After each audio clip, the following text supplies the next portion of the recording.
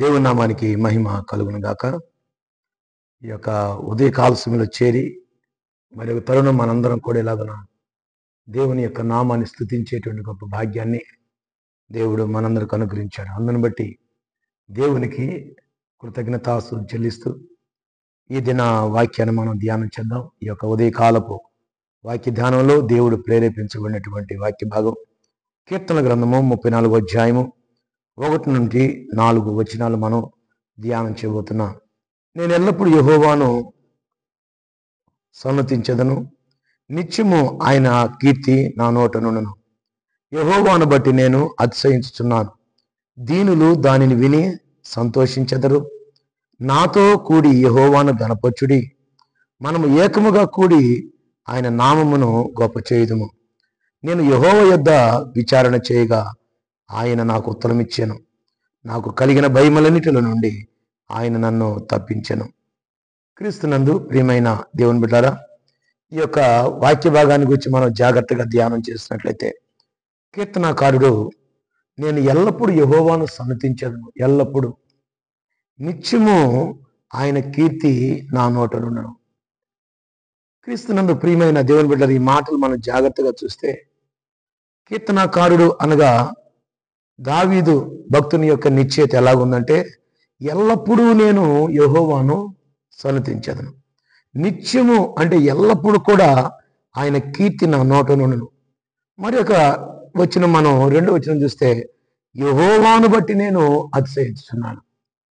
కీర్తనాకారుని యొక్క అతిశయం ఎవరిని బట్టి అంటే, దేవునిని బట్టి, యెహోవాను బట్టి నేను అతిశయించుచున్నాను, దీనులు దానిని విని సంతోషించెదరు. 3వ వచనానికి వచ్చేసరికి, నాతో కూడి యెహోవాను గణపరచుడి. నాతో కూడి అంటే నాతో మీరందరూ కూడా ఆయన యొక్క నామమును గణపరచుడి, యెహోవాను గణపరచుడి, మనము ఏకముగా కూడి ఆయన నామమును గొప్ప చేయదుము. ఏకముగా కూడి దేవుని యొక్క నామాన్ని గొప్ప చేయదుము. ఇలాగున 1 నుండి 3 వచనాలు ఇలాగున చెప్పడానికి గల కారణం ఏంటి? దేవుని స్తుతించుడి అన్నాడు, ఆయన కీర్తి నా నోట నుండును అన్నాడు, యెహోవాను బట్టి నేను అతిశయించుచున్నాను అన్నాడు, దీనులు దాని విని సంతోషించెదరు అన్నాడు, నాతో కూడా యెహోవాను గణపరచుడి అని చెప్తూ ఏకముగా మనందరం కూడా ఆయన నామాన్ని మనము గొప్ప చేయదము అని చెప్తున్నాడు. ఇలా మనం చెప్పడానికి గల కారణం ఏంటంటే, 4వ వచనంలో ఒక ప్రాముఖ్యమైనటువంటి మాట ఉంది. అదేంటంటే, నేను యెహోవా యొద్ద విచారణ చేయగా ఆయన నాకు ఉత్తరం ఇచ్చాను. క్రీస్తునందు ప్రియమైనటువంటి దేవుని బిడ్డారా, ఈ యొక్క ఉదయకాల సమయంలో మన దేవుడు ఎటువంటి దేవుడు అంటే, ఆయన మనకు ఉత్తరం ఇచ్చేటువంటి వాడు.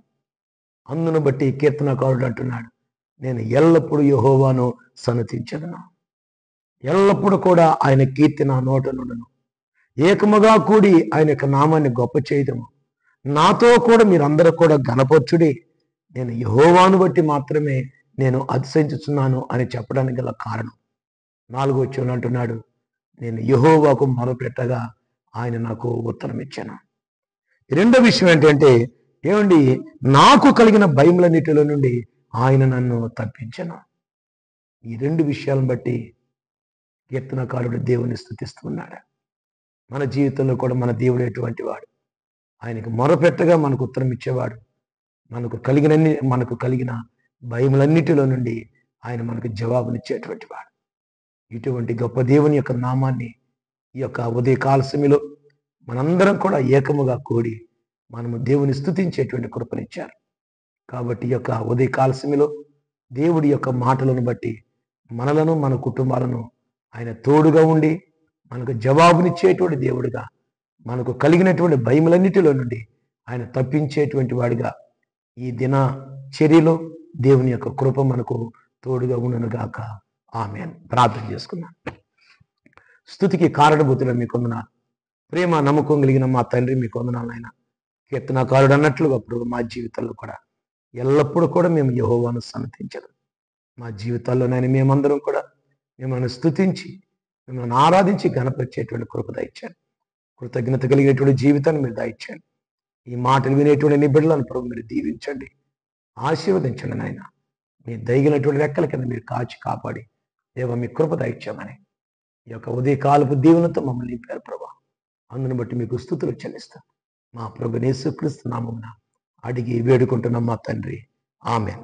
మన పరమ తండ్రి అయిన దేవుని ప్రేమయు, కుమారుడైన యేసుక్రీస్తు కృపయు, పరిశుద్ధాత్మని యొక్క అన్యోన్య సహవాసము సన్నిధానం ఈ మాటలు వింటున్నటువంటి నీ బిడ్డలకు సర్వకాలము సదాకాలం ఇక్కడికి తోడయుండి నీ బిడ్డలను నడిపించునుగాక. ఆమేన్.